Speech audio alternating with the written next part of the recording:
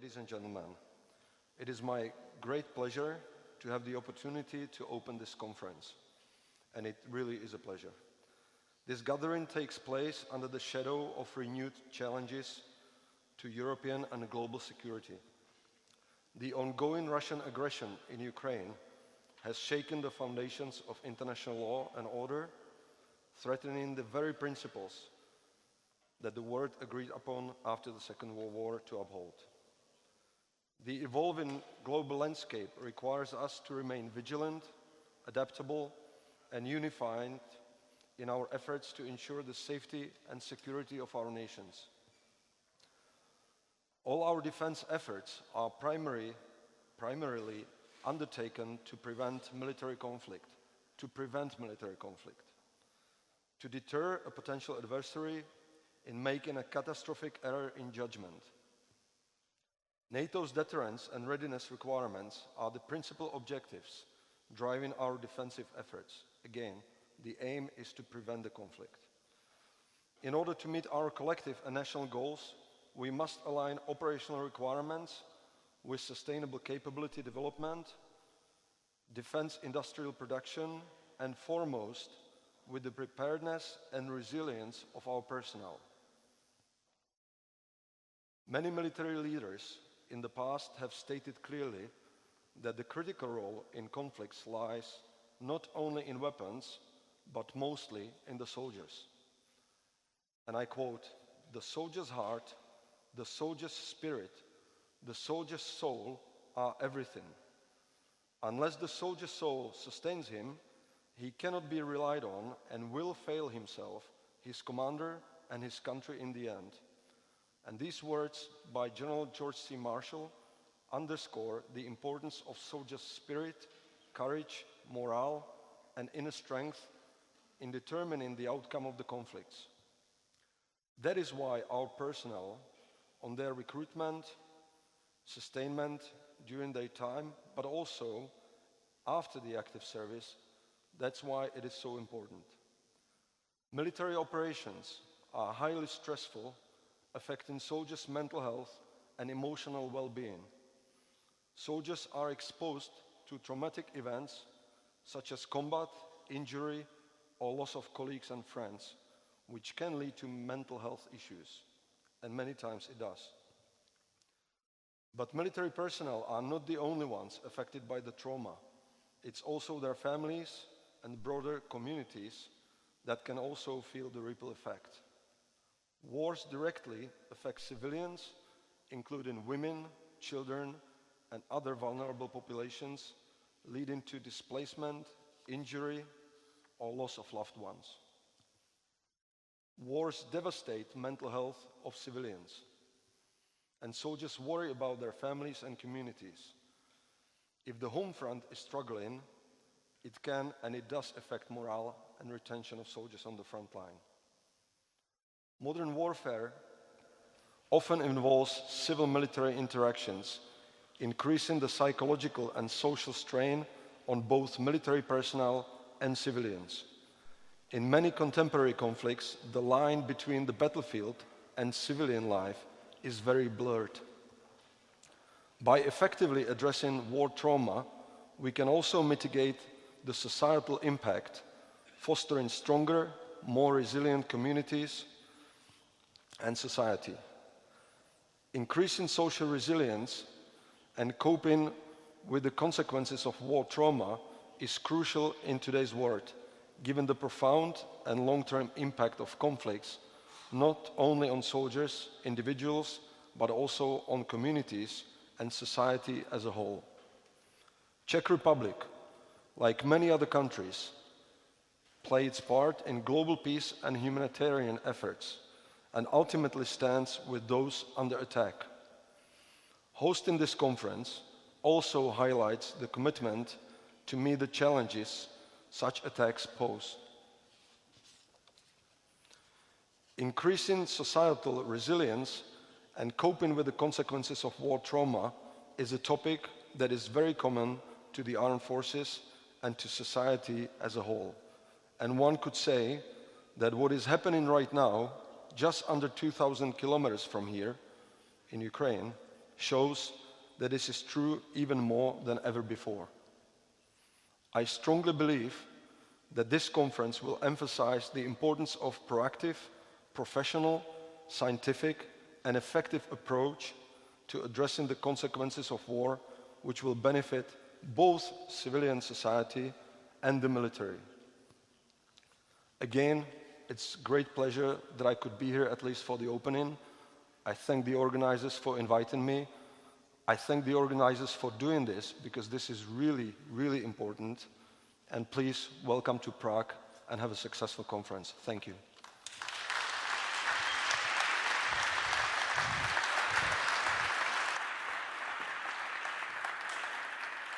Karel Řehka, náčelník generálního štábu.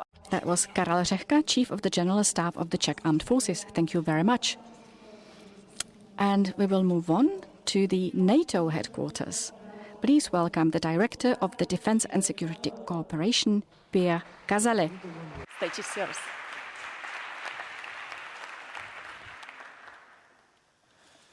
Good morning, ladies and gentlemen. I'd like to thank you for inviting me to speak here today on this critical topic. I'd also like to commend Czechia for its role in facilitating this discussion and also express my gratitude to Czechia for its cooperation with NATO and in particular its contribution to our work in Ukraine. I'd like to use this opportunity to set out a little bit what NATO does in Ukraine at the moment and why. We run what we call the Comprehensive Assistance Package, or the CAP. This is one of NATO's key tools to support Ukraine. It covers urgently needed non-lethal military assistance and longer-term capacity-building projects, including medical healthcare. Our medical projects are grouped together under the human-centric framework, which recognizes that human capital is a core element of security and defense. The framework is built on the principle of the continuum of care, from point of wounding on the battlefield to reintegration, either back into active military service or into civilian life. The war in Ukraine is causing a mental health crisis, affecting millions of individuals, both within Ukraine and amongst displaced populations. Exposure to combat, cumulative trauma, sustained exhaustion take a significant toll on the mental health of service members, their families, and the wider population.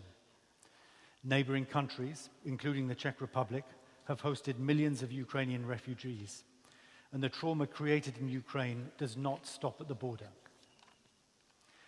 According to the World Health Organization, 46% of Ukrainians report experiencing mental health disorders. 43% of Ukrainian children exhibit signs of psychological distress. Healthcare workers administering care to wounded soldiers face acute mental health challenges, including PTSD, depression, and anxiety. The wider implications of all of this are potentially devastating and long-lasting. The volume of patients is placing enormous pressure on an overstretched healthcare system, and mental health issues are associated with increased substance abuse, domestic violence, and community erosion. Veterans and displaced persons may struggle to reintegrate, leading to social isolation and stigmatization. So addressing mental health and being equipped to do so early on is not just a medical issue. It's a foundational pillar for Ukraine's long-term recovery. Ukraine's moral resilience is keeping the war effort going. NATO is working with Ukraine to support some of these medical needs and understands the need to invest in these efforts early on. For example, we're supporting Ukraine in training psychologists to enhance mental health support provision within defense and security sector institutions and better support military personnel. We're doing so specifically through EMDR approach, the form of psychotherapy recognized by the WHO as one of the most effective approaches in dealing with psychological trauma. I'd like to mention our Operation Renovator project, which we run in cooperation with Ukraine. This is an ambitious project establishing a network of 5 rehabilitation centers across Ukraine to support the country's capacity to care for its wounded soldiers, both physically and mentally. One of these hospitals, just outside Kiev, will serve as a medical rehabilitation center of excellence. We're also supporting the creation of Ukraine's national medical information system. This will underpin record keeping, case management, and medical resource management during wartime. MIS enables long-term case tracking of physical and mental health needs, coordination between rehabilitation centres, local hospitals, and mental health professionals to provide optimal health care. I'd like to mention as well the Ministry of Veterans Affairs, which is a key NATO partner in the area of veterans and military career transition. Our cooperation with the ministry dates back to 2018 when the ministry was established. I'm delighted that Minister Kalmykova joins us here today. We support institutional capacity development in the Ukrainian Veterans Foundation under the auspices of the Ministry of Veterans Affairs through engagement of external support. We're also working to take over the funding of the Crisis Support Hotline for Veterans, which provides psychological rehabilitation services to war veterans, their families, the members, relatives of deceased, missing, or captured service members to make mental health more accessible. The hotline also assists veterans in accessing legal services to help them navigate social benefits, healthcare systems, and employment. Since 2022, the Crisis Support Hotline has processed around 44,000 requests for psychological and legal assistance, operating 24/7 with a dedicated team of psychologists. While 3 years of war have tested the limits of Ukraine's military medical support, they've also revealed an extraordinary capacity for resilience, adaptation, and innovation. So we're supporting Ukraine as it tackles and works to mitigate the country's budding mental health crisis right from the outset. Of course, the true scale of the mental health impact of the war in Ukraine will only become apparent as the years pass by, once the fighting ends and the soldiers have returned home. Just over 100 years ago, in the First World War, shell shock, what we now know as PTSD, began to be recognized. In the British Armed Forces in those years, 306 soldiers were shot by firing squad for desertion or cowardice. In practice, these were individuals with severe PTSD. We've come a long way since then. These days, NATO countries and Ukraine hold ourselves to the highest standards when it comes to looking after the men and women who are fighting for freedom in Europe today. That is why NATO places so much emphasis in supporting Ukraine look after its brave troops. And it is this that differentiates our societies from those of our adversaries who place no value on the lives and the health of those thrust into the front line. That is something we can be proud of. The psychological impact of war always lasts the longest, but we stand with Ukraine. Thank you. Thank you.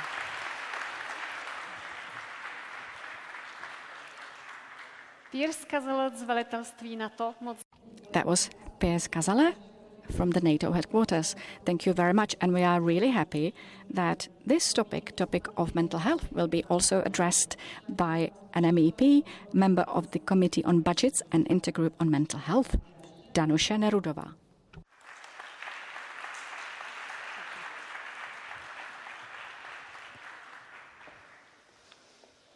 Vážené Ladies and gentlemen, dear guests, today's conference is taking place at a symbolic place. We are at the Prague Castle, at the heart of the Czech Republic, and we are discussing a topic which has long been overlooked in the public debate: mental health. For many people, this topic is discussed in private, and it should not be part of the public debate. But I believe that times are changing, and now is the time when we should speak about mental health as openly as we speak about a broken leg or about any other disease. And all the more so, this goes for our young people. They are growing up in a world full of challenges, including the pandemic and many overlapping crises. They're facing questions that we haven't asked ourselves when we were in their age. And, for example, the number of suicides grew by 27% last year. 11% of young people now suffer from mental health disorders in the EU. And why is it so? It is because speaking about mental health issues still means risking not being understood or being stigmatized. Speaking about mental health is not a sign of weakness. It is just a sign that we need something. When you have a headache or when your back is aching, you also need help. And this is the same thing, which is why I try to champion mental health. And we need to pay more attention to it. Last year, the Commission has presented a framework for mental health, which is just a beginning, in my opinion, because support for mental health should be part of all of our policies, including economic, social, educational and other policies. We should not forget that a healthy society is not just a society which is competitive, but also psychologically resilient. Investing in mental health builds a foundation for a stable Europe.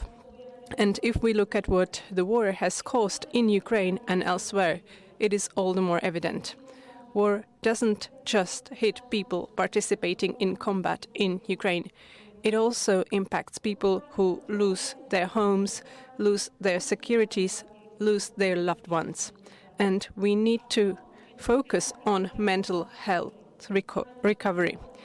The Czech Republic can play an important role in this field because we can offer expertise, innovation and cutting-edge research.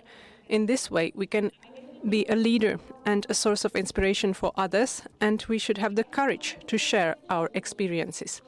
In order to move this topic to the next level, we need to connect experts from the whole Europe, but we also need clear legislation in order to spread good practices so that they can become norms.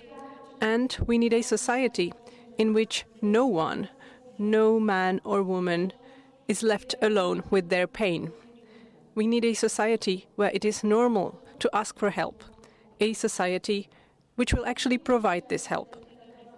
Thank you to everyone for whom work in the domain of mental health is their daily bread.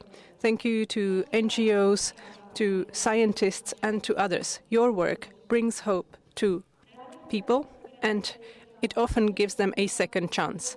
I would like to wish this conference success. I hope we will speak to the point and will have the courage to tackle even difficult topics and bring about concrete solutions. Thank you for the invitation.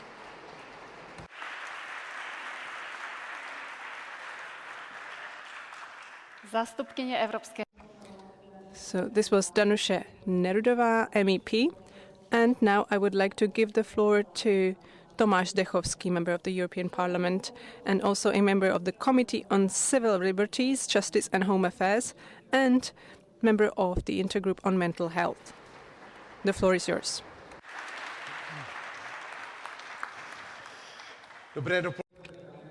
Good morning, ladies and gentlemen. I prepared a 3-hour-long speech for you on the importance of mental health and on what MEPs can do in order to help us change the situation. But since I see other important lectures on the agenda today, I will tear up my speech and will just try to speak off the top of my head, from my heart. When I joined the European Parliament some years ago, mental health was not at all a widely discussed topic. And out of 751 MEPs, only 1/3, only 3 actually turned up in order to discuss this topic. They didn't see it as a European topic. But I am glad that now there are more than 50 of us who in the European Parliament are ready to open up this topic, the topic of mental health. It doesn't just concern Ukraine, but as one of my colleagues, an active reservist, said, it actually concerns us all. Each and every one of us have had a moment in our lives when we needed help. I remember that moment. When I was 18, I lost my dad. he died. And I was 18 back then. You might think that I was an adult and that I would be ready to handle that. But when I was 18, I was officially an adult, but mentally, I still felt like a child. I also have a brother who suffers from a difficult health condition, and he was unconscious. And my teachers always mentioned my brother to me because my mother was a doctor and she tried to treat him. Maybe if today she was able to go at a conference such as this one, she would have discovered that it was not necessary. What was important was to accept my brother the way he was, including his issues and challenges. And many people will today agree on this. I would like to share an information with you. I regularly go to Ukraine these days, but I do not share the news on social media because whoever goes there is then targeted by Russia. I do not share this information in order to brag about it, to boast about it, to make a hero out of myself. It is just because I want to tell you about the people I see there.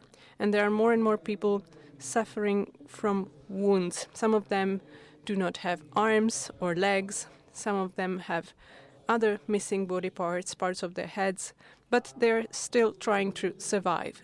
And the important thing is, the thing that we sometimes overlook in Ukraine, is that there are even more people who do not have physical wounds, but psychological wounds. There are many people who lost their parents, grandmothers. There are so many of them, and the number is growing exponentially. And oftentimes we see pictures from the war online, and we tend to think that this is far away. But these people are around us. Try and think just during 1 second about whether you know a person from Ukraine who lost their loved ones. You will probably immediately think of someone. And these are the people that need our help today. Which is why I would like to start this conference by not mentioning what I have done, but rather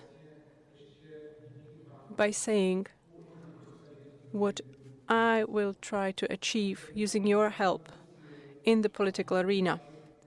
I wish you courage when speaking about mental health issues, because this can help us move forward.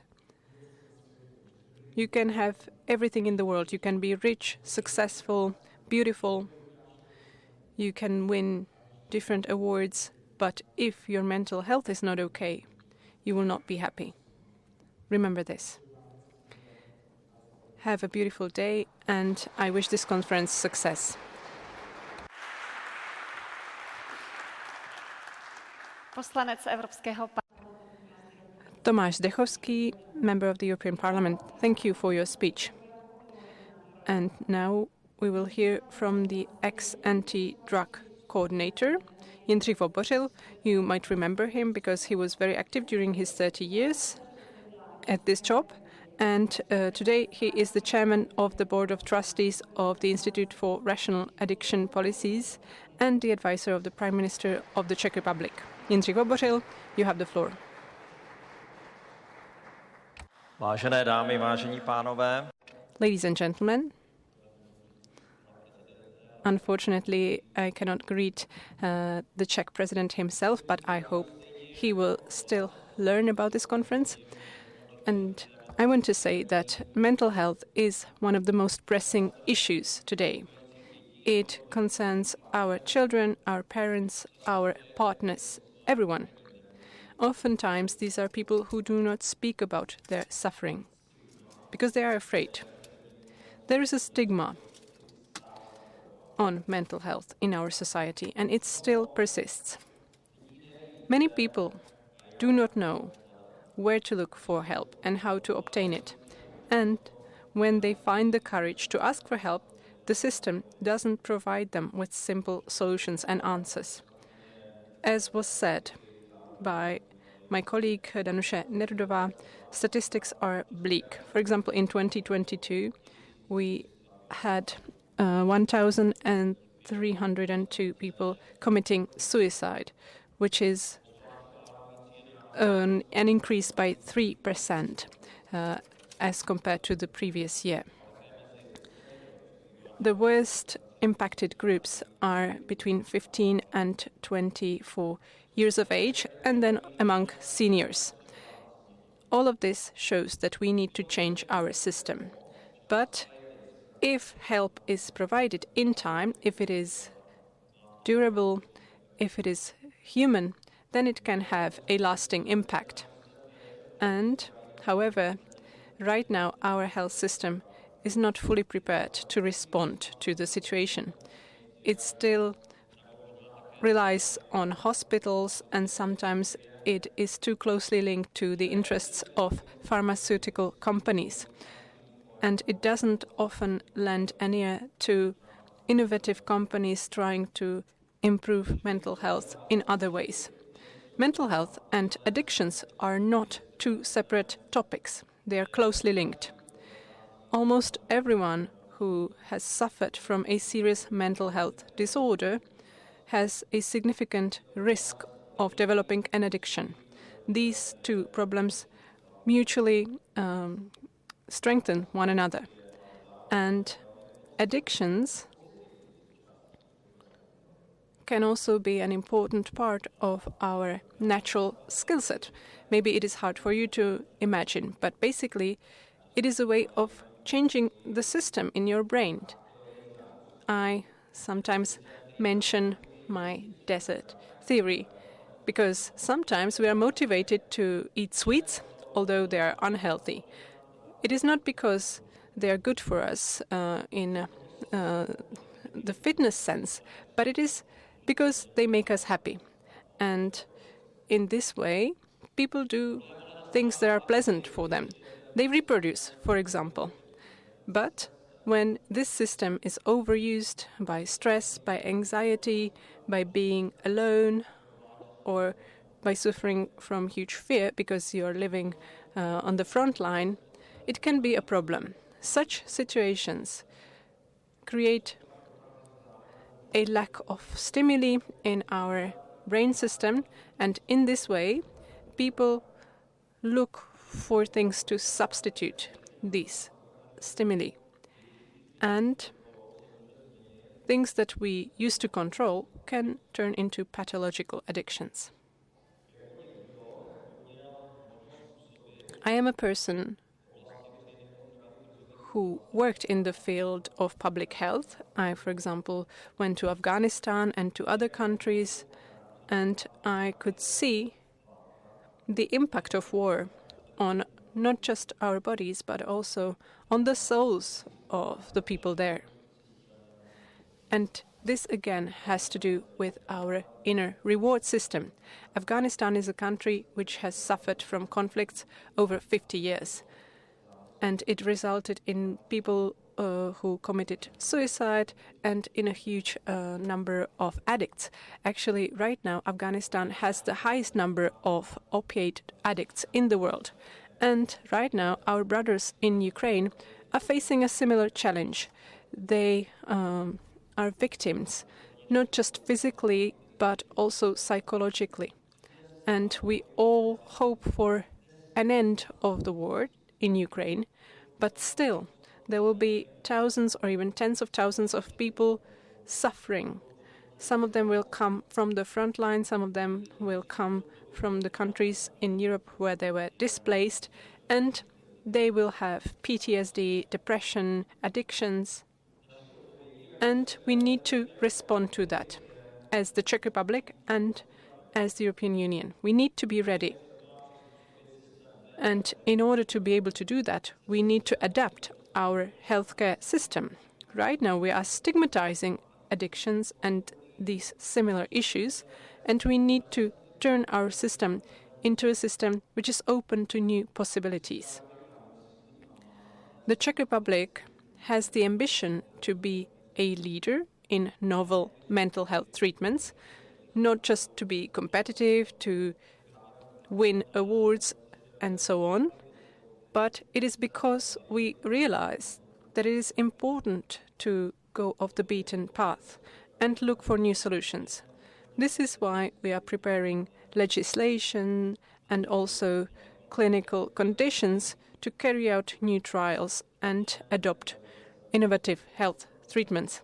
This goes for legalizing psilocybin use for mental health treatments. This goes for the ketamine-assisted therapy treating PTSD and depression, or it goes for cannabis treatments, and also a legalization of carrying a certain amount of cannabis. We also adopted a new piece of legislation which should regulate new psychoactive substances which appear on the market every year. There are tens of such substances every year. So far, we have had an approach which was based on bans and interdictions, but it didn't have the right impact. And we saw similar issues in the US, where drugs were illegal and it led to major issues. We need to be open to harm reduction. We need to adopt harm reduction approaches. In the Czech Republic, we had to opt for the most pragmatic path, risk minimization and harm reduction. And this is the main principle of all of our addiction policies. This means that abstinence is not the only option. It is just one of the tools in the harm reduction toolkit. We also count on the substitute market, which shows that if you regulate addictions and substitute addictive substances, it can be useful. So the harm reduction approach has had a long-term impact on our politics and also the practical situation in our country. It has led to a significant drop in HIV patients. We almost have none. And right now, we are preparing legislation which will be evidence-based, which will not be political. Thanks to the harm reduction approach, new ways opened up for ketamine-assisted therapy and other novel mental health treatments to treat people suffering from PTSD, depression, and also treatment-resistant patients.